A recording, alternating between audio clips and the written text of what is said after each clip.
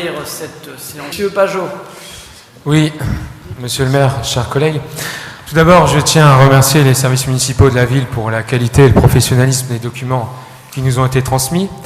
Le vote du compte administratif est un moment important. Il permet d'étudier les comptes de la ville et de faire le point sur les résultats comptables de l'exercice 2014 par rapport aux prévisions émises lors du budget primitif voté au début de l'année dernière. Le vote du budget primitif et le vote du compte administratif sont deux étapes différentes, mais pour un élu d'opposition, le vote ne fait guère de suspense. En ce qui me concerne, le vote contre est politiquement logique, puisque j'ai voté à la fois contre le budget primitif et contre les décisions modificatives.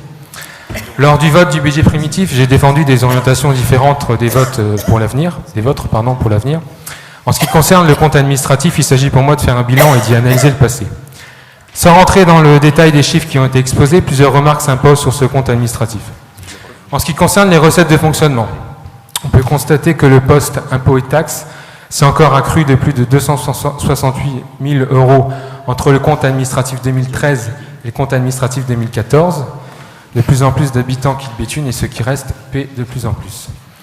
À propos des dépenses de fonctionnement, il y a un poste qui amène une observation.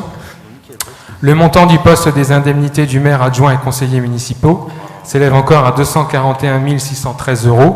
Je pense qu'il est bon de rappeler que des villes de même taille, comme par exemple Hénin-Beaumont, ont un poste indemnité des élus d'environ 170 000 €. Par exemple. Concernant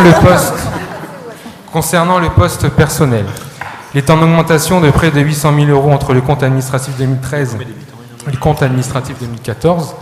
La seule revalorisation indiciaire des salaires n'explique pas forcément cette hausse, d'autant plus si on en croit le tract d'un syndicat des employés municipaux où beaucoup de contrats aidés et financés en partie par l'État ont été remerciés.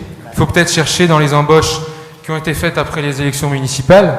D'ailleurs, beaucoup s'interrogent sur ces embauches et on peut se demander si elles n'ont pas été copiées sur le modèle de gestion plus que contestable de vos amis UDI à Bobigny, dont l'exécutif est très proche de Jean-Christophe Lagarde.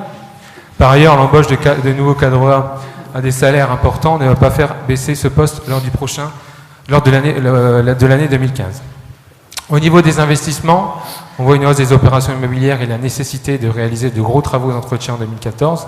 Cela pose la question de la gestion du patrimoine communal qui nécessite un entretien régulier plutôt que de devoir le brader à défaut d'engager de lourds travaux de rénovation. Pour terminer, en ce qui concerne la dette, elle reste à un niveau élevé et inquiétant, d'un montant de près de 50 millions € au 31 décembre 2014. Je vous remercie.